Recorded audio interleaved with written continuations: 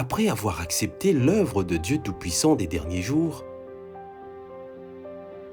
il était plein de joie à l'idée d'annoncer à ses amis et à sa famille la bonne nouvelle du retour du Seigneur. Mais, à sa grande surprise, ses amis, ses parents et son pasteur lui ont tour à tour fait obstacle. Face à tant de difficultés, sera-t-il capable de rester ferme dans sa foi et de suivre Dieu ?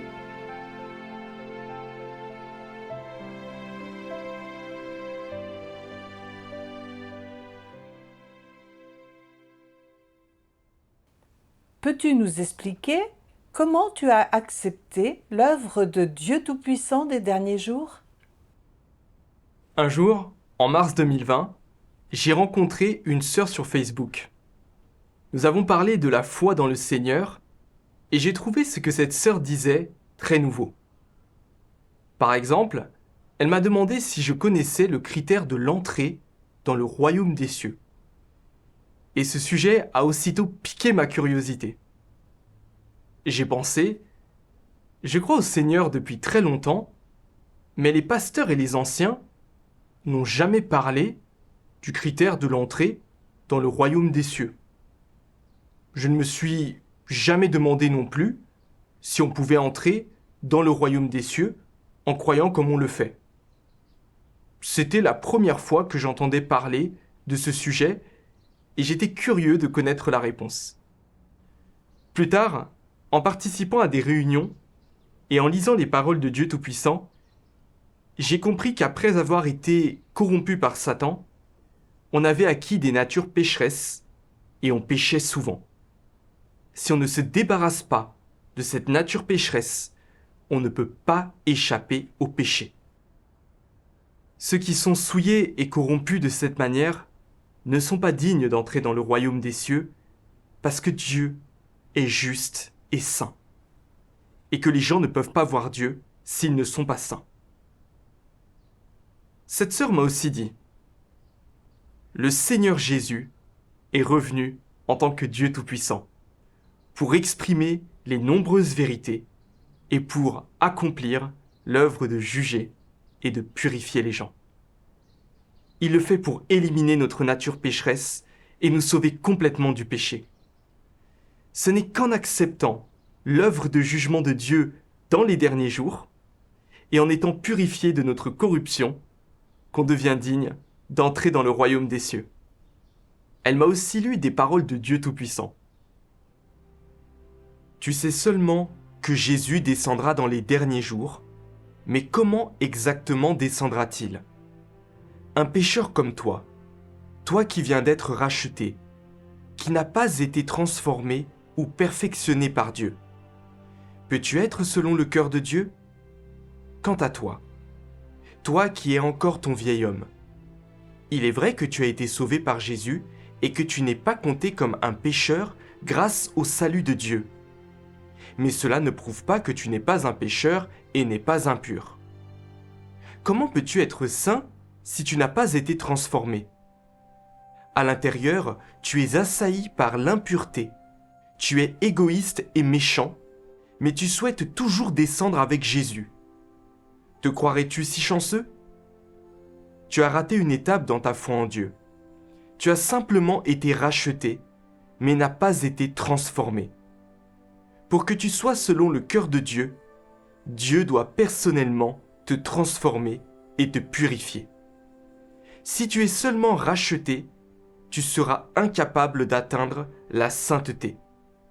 De cette façon, tu ne seras pas qualifié pour partager les bénédictions de Dieu. Car tu as raté une étape de l'œuvre de la gestion de l'homme par Dieu, qui est l'étape clé de la transformation et du perfectionnement. Toi, un pécheur qui vient d'être racheté, tu es donc incapable de recevoir directement l'héritage de Dieu. Bien que Jésus ait beaucoup œuvré parmi les hommes, il n'a fait que parachever la rédemption de toute l'humanité et est devenu le sacrifice d'expiation de l'homme. Il n'a pas débarrassé l'homme de tout son tempérament corrompu.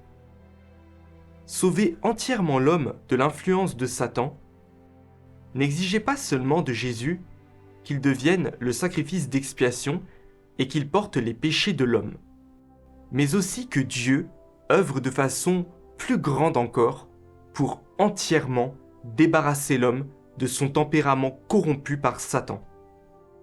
Et donc, à présent que l'homme a été pardonné pour ses péchés, Dieu est redevenu chair pour conduire l'homme dans la nouvelle ère et a commencé l'œuvre du châtiment et du jugement.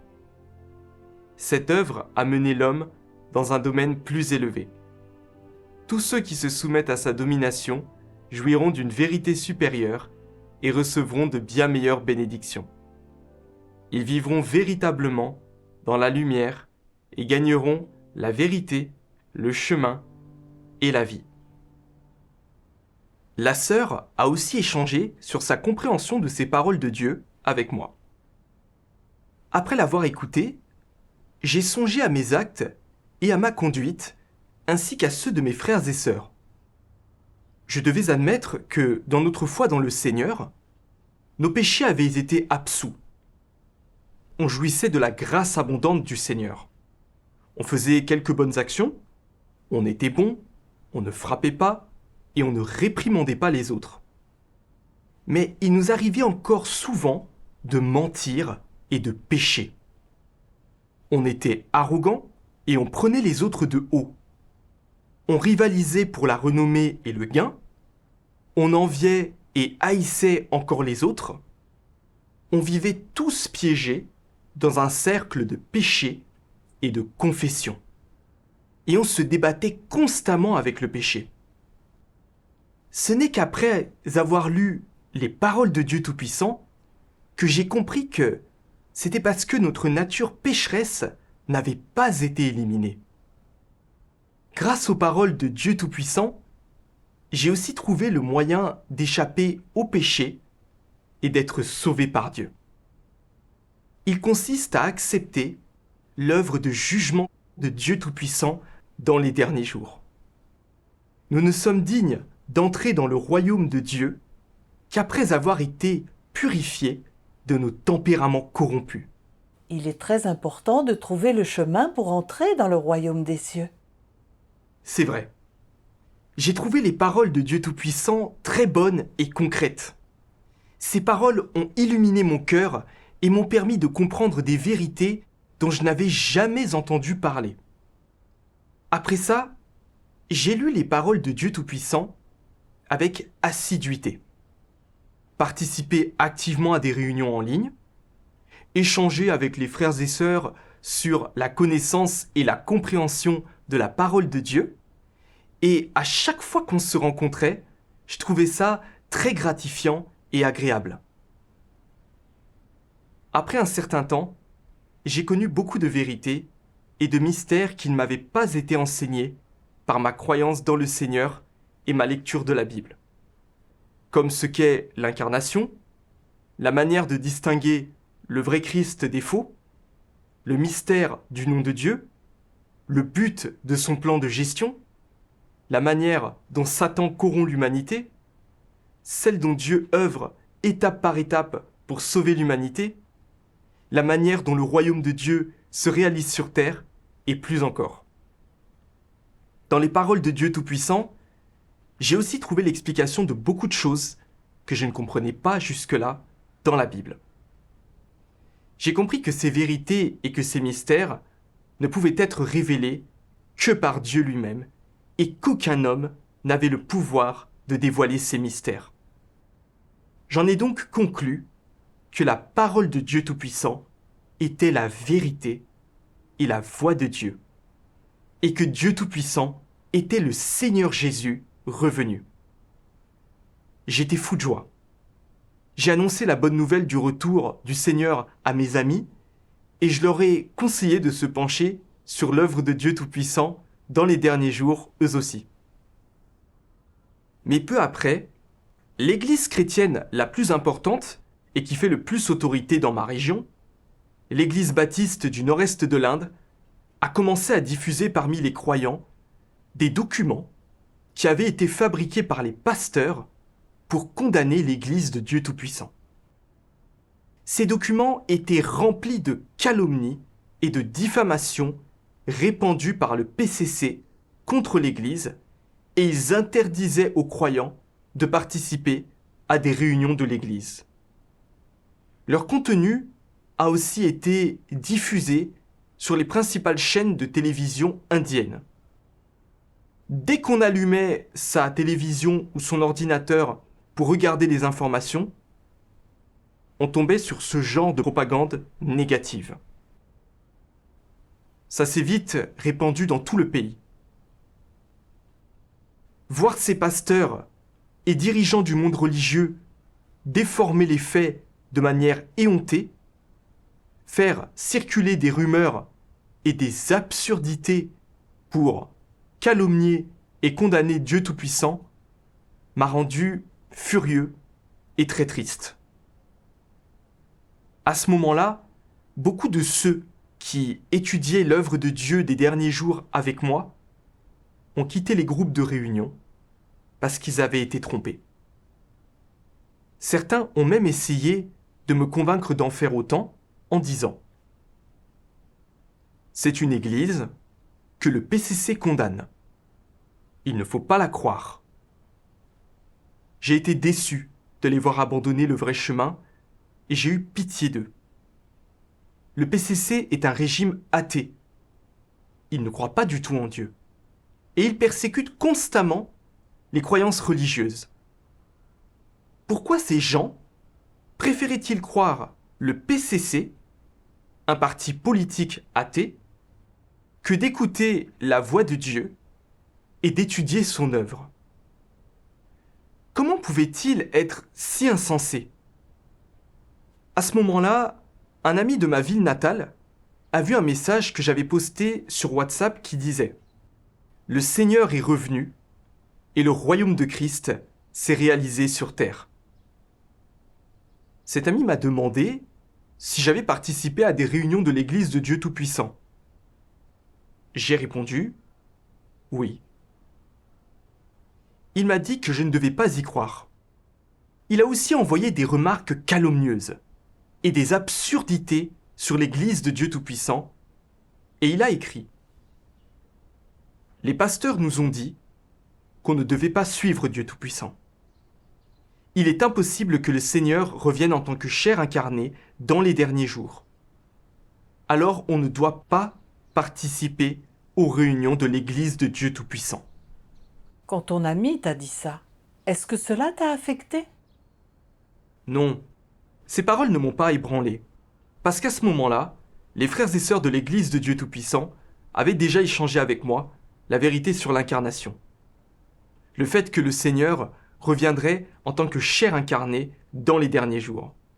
Ce qui avait été planifié par Dieu depuis longtemps et était prouvé par les prophéties du Seigneur Jésus.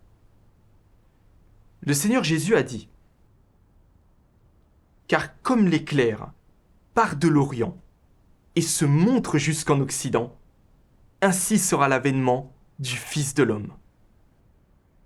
Car comme l'éclair resplendit et brille d'une extrémité du ciel à l'autre, ainsi sera le Fils de l'homme en son jour. Mais il faut auparavant qu'il souffre beaucoup et qu'il soit rejeté par cette génération.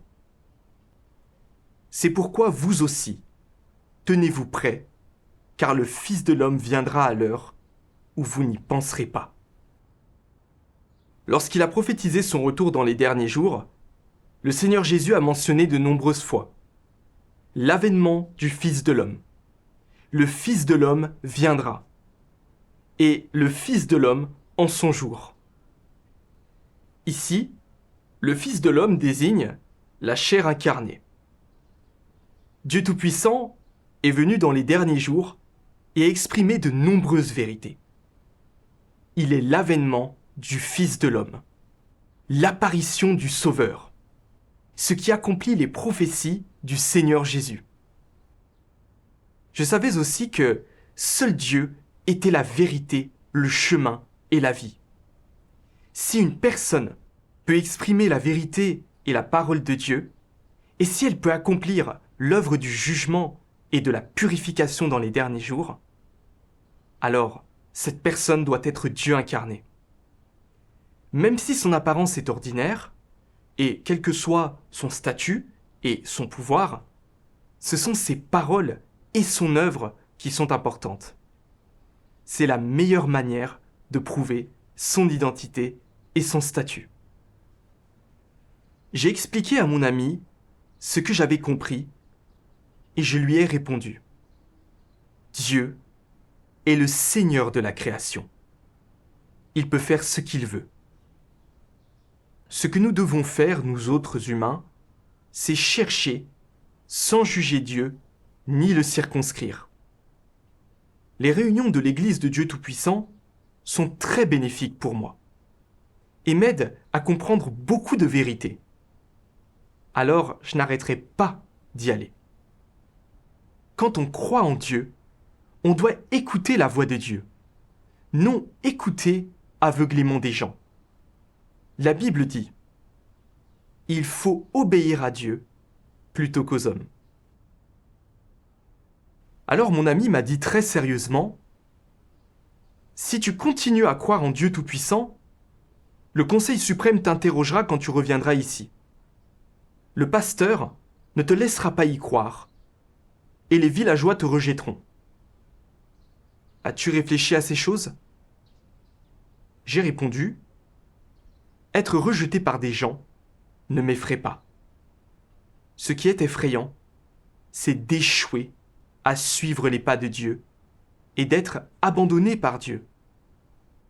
As-tu réfléchi au fait que si Dieu Tout-Puissant est bien le Seigneur Jésus revenu et qu'on ne l'accepte pas, on tombera dans le désastre et on se retrouvera à pleurer et à grincer des dents. Le retour du Seigneur est une affaire importante. Alors pourquoi ne t'y intéresses-tu pas ? A-t-il suivi ton conseil? Non. Il a rejeté mon conseil. Plus tard, il a parlé de ma foi en Dieu Tout-Puissant à mes parents. Après ça, mes parents m'ont appelé et réprimandé chaque jour pendant toute une semaine en disant « Le pasteur nous répète qu'on doit t'empêcher d'aller aux réunions de l'Église de Dieu Tout-Puissant. Il faut que tu arrêtes d'aller à ces réunions et que tu quittes cette Église. » Je leur ai dit « L'Église de Dieu Tout-Puissant n'est pas comme le pasteur l'a décrit. Participer aux réunions m'a permis de comprendre beaucoup de vérités que je ne comprenais pas avant. C'est le vrai chemin et je ne me suis pas égaré. Je voulais leur témoigner de l'œuvre de Dieu Tout-Puissant dans les derniers jours, mais ils avaient été si trompés par les rumeurs qu'ils ne m'ont rien laissé dire de plus. Plus tard, à cause de l'épidémie, j'ai quitté l'université pour rentrer chez moi. Quand mes parents ont vu que je participais souvent à des réunions en ligne, ils ont essayé de m'en empêcher. Les voisins parlaient de moi aussi. Ils disaient que j'étais devenu fou si je croyais en Dieu Tout-Puissant et ignorais le pasteur. Mes parents ont été encore plus en colère quand ils ont entendu ces choses. En rentrant à la maison, ils m'ont réprimandé en disant « Sais-tu ce que les villageois disent sur toi ? Vas-tu te moquer de ce qu'on te dit et continuer à participer à ces réunions ?» J'ai dit « Oui, je vais continuer à participer aux réunions. » Mes parents, vraiment furieux, ont encore plus essayé de m'en empêcher. Ils m'interrompaient souvent pendant les réunions, ce qui ne me permettait pas d'y assister en toute tranquillité. Un jour, alors que je priais après une réunion, j'ai découvert en ouvrant les yeux mon père planté à côté de moi, qui me fusillait du regard. Ça m'a stupéfait et mon cœur s'est affolé. Il a crié furieux « Coupe Internet et quitte ton groupe de réunion immédiatement. » J'ai dit à mes parents le Seigneur Jésus est vraiment revenu en tant que Dieu Tout-Puissant, et il accomplit déjà une nouvelle œuvre. Si on ne suit pas les pas de Dieu, en acceptant son œuvre de jugement dans les derniers jours, si on n'échappe pas au péché, on ne pourra pas être sauvé et entrer dans le royaume de Dieu. Et au bout du compte, on tombera dans le désastre et on sera puni. Mais ils n'ont rien écouté de ce que j'avais à dire. Ils ont juste répété les rumeurs et les absurdités prêchées par le pasteur. Ils ont dit qu'il était impossible que Dieu se soit incarné en femme. C'est une idée que se font beaucoup de religieux. Comment as-tu échangé avec tes parents? J'ai pensé à un passage de la parole de Dieu Tout-Puissant que les frères et sœurs de l'Église de Dieu Tout-Puissant m'avaient lu. Chaque étape de l'œuvre faite par Dieu a sa propre signification pratique. En ce temps-là, quand Jésus est venu, il est venu sous une forme masculine, et lorsque Dieu vient cette fois, sa forme est féminine. À partir de cela, tu peux voir que la création par Dieu des hommes et des femmes peut être utile dans son œuvre et qu'avec lui, il n'y a pas de distinction de genre. Lorsque son esprit vient, il peut prendre toute chair qui lui plaît et cette chair peut le représenter. Qu'elle soit homme ou femme, cette chair peut représenter Dieu tant qu'elle est sa chair incarnée. Si Jésus était apparu en tant que femme quand il est venu, en d'autres termes, si une petite fille et non un garçon avait été conçu du Saint-Esprit, cette étape de l'œuvre aurait tout de même été accomplie. Si tel avait été le cas, alors l'étape actuelle de l'œuvre devrait plutôt être accomplie par un homme, mais l'œuvre serait tout de même accomplie. L'œuvre réalisée à chaque étape a sa signification. Aucune étape de l'œuvre n'est répétée ni n'entre en conflit avec l'autre. Je me suis souvenu qu'ils avaient échangé que l'incarnation, c'est quand l'Esprit de Dieu se revêt d'une chair humaine et devient un fils de l'homme ordinaire. Alors que cette personne soit un homme ou une femme, elle était Dieu lui-même et pouvait exprimer la vérité et accomplir l'œuvre de Dieu. Le Seigneur Jésus était un homme. Il a été crucifié pour l'humanité. Il a porté les péchés des gens et, ce faisant, il a achevé l'œuvre de la rédemption de l'humanité. Dans les derniers jours, Dieu s'incarne en femme. Et sur la base de l'œuvre du Seigneur Jésus, il exprime toutes les vérités requises pour sauver l'humanité et il accomplit l'œuvre de juger et de purifier les gens. Par conséquent, que Dieu incarné soit un homme ou une femme, il peut exprimer la vérité et accomplir l'œuvre de racheter et de sauver l'humanité. Si Dieu s'était incarné 2 fois en homme, les gens l'auraient délimité en pensant qu'il ne pouvait s'incarner qu'en homme, pas en femme. Alors, les femmes n'auraient-elles pas subi encore plus de discrimination et de préjugés? Dieu est un Dieu juste. Il a créé à la fois l'homme et la femme. La première fois, Dieu s'est incarné en homme. Et dans les derniers jours, il est de nouveau devenu chair en tant que femme. Ce qui signifie qu'il est juste envers les hommes et les femmes. Si Dieu s'était incarné en homme les 2 fois, ça aurait été injuste envers les femmes. Alors Dieu est devenu chair en tant que femme dans les derniers jours. Cela montre la justice de Dieu et cela montre que Dieu a créé l'homme et la femme et que les hommes et les femmes sont égaux devant Dieu. C'est vraiment chargé de sens. En pensant à cela, j'ai dit à mes parents, puisque Dieu a créé l'homme et la femme à son image, Dieu incarné peut évidemment être un homme ou une femme. Son apparence physique n'a aucune importance. Ce qui compte, c'est que, puisqu'il peut exprimer la vérité pour sauver l'humanité, alors il est l'incarnation de l'Esprit de Dieu, Dieu lui-même. Ne pouvant pas réfuter ça, mes parents ont dit: Tu dis que Dieu Tout-Puissant est le Seigneur Jésus revenu, mais on ne le croit pas. On l'acceptera quand les pasteurs et les anciens l'accepteront. Le pasteur dit que Dieu Tout-Puissant est une personne ordinaire, née dans une famille ordinaire, et qu'il ne peut donc pas être l'incarnation de Dieu. J'ai répondu à ça en disant: Quand le Seigneur Jésus est venu œuvrer, les grands prêtres, les scribes et les pharisiens du judaïsme ne l'ont pas reconnu en tant que Dieu à cause de sa naissance et de son apparence ordinaire. Ils ont renié le Seigneur Jésus en disant: N'est-ce pas le fils du charpentier? Sa mère ne s'appelle-t-elle pas Marie? Ces pharisiens ne regardaient que l'apparence du Seigneur Jésus.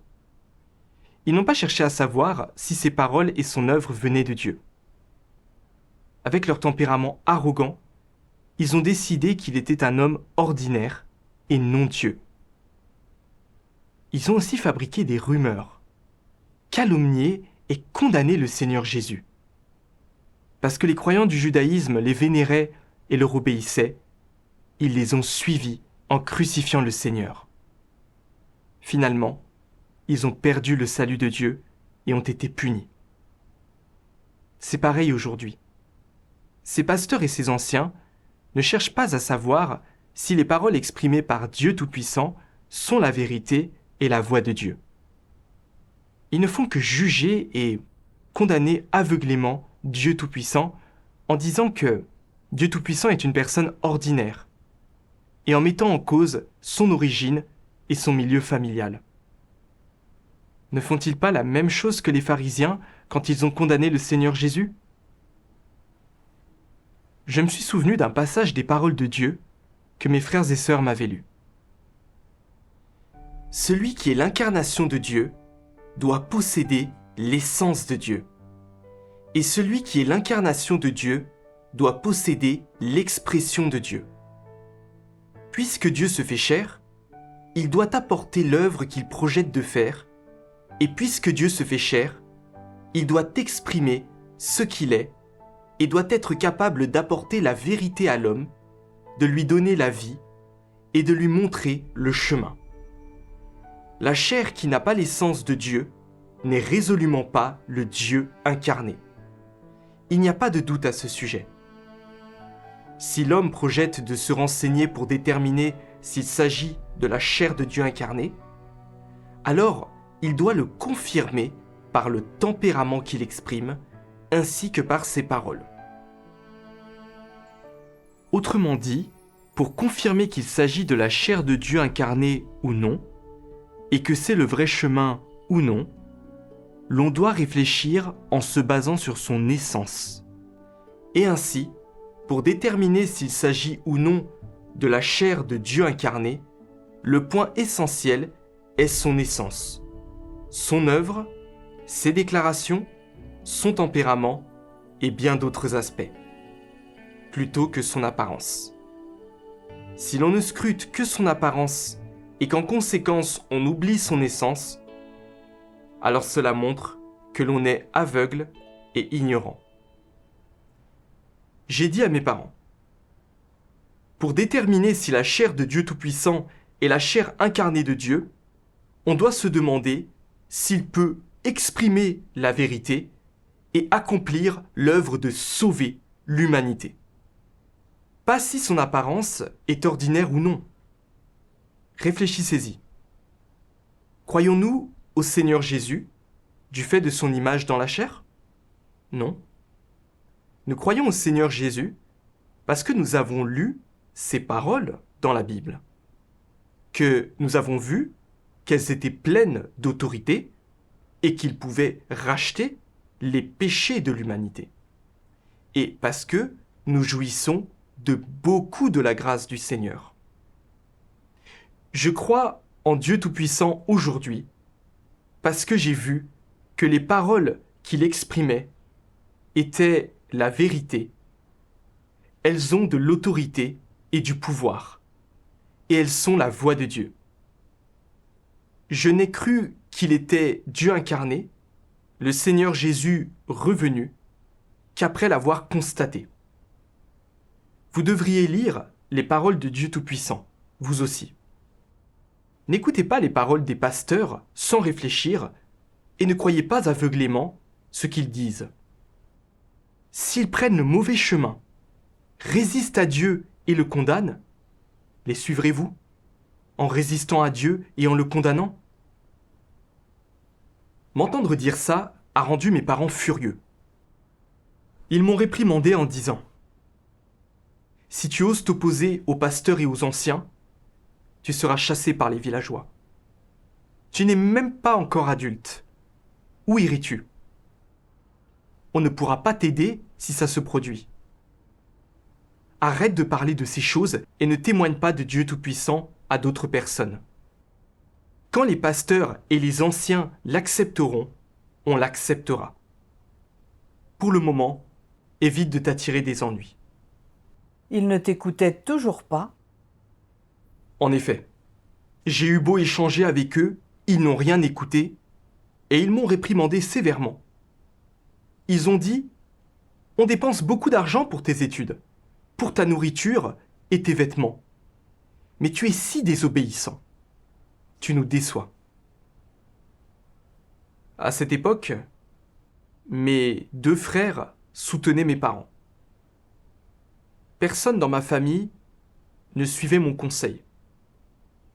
J'ai essayé de leur dire que Dieu Tout-Puissant avait exprimé de nombreuses vérités et de partager ce que j'avais gagné avec eux, mais quoi que je dise, ils n'écoutaient toujours pas. Mes parents et les villageois me traitaient très bien autrefois. Mais désormais, ils n'avaient plus la même attitude envers moi, juste parce que je croyais en Dieu Tout-Puissant. J'étais devenu un scélérat et un paria à leurs yeux. Même chez moi, je ne sentais pas ma famille se soucier de moi. Je me sentais seul et malheureux. Mais je savais que je ne pouvais pas arrêter de participer à des réunions, quoi qu'il arrive. Parce que je savais que je ne pourrais pas supporter un tel environnement si je ne participais pas aux réunions et ne m'équipais pas de la vérité. Plus tard, pour éviter des conflits inutiles, j'ai dû me cacher d'eux et participer aux réunions en secret. Je ne pouvais pas parler ni échanger. Je pouvais juste communiquer silencieusement avec mes frères et sœurs par texto. Je viens de t'entendre dire que c'était le pasteur qui avait poussé tes parents à faire obstacle à ta foi en Dieu Tout-Puissant. Oui, À ton retour chez toi, le pasteur a-t-il de nouveau essayé de te faire obstacle? oui, il a recommencé. Un soir, le pasteur et l'un de ses collaborateurs ont débarqué chez nous sans prévenir. Les voisins et quelques villageois sont aussi venus pour assister à la scène. Le pasteur m'a demandé « De quoi parles-tu dans les réunions de l'Église de Dieu Tout-Puissant ?» J'ai répondu « L'Église de Dieu Tout-Puissant témoigne que le Seigneur Jésus est revenu, qu'il est Dieu Tout-Puissant incarné, qui accomplit l'œuvre du jugement dans les derniers jours. On échange aussi sur le genre de personne qui peut entrer au royaume des cieux, ce qu'il faut poursuivre pour gagner le salut et d'autres sujets. » Le pasteur m'a ensuite demandé d'un ton méprisant « Alors dis-moi, quel genre de personne peut entrer au royaume des cieux ?» Je lui ai répondu.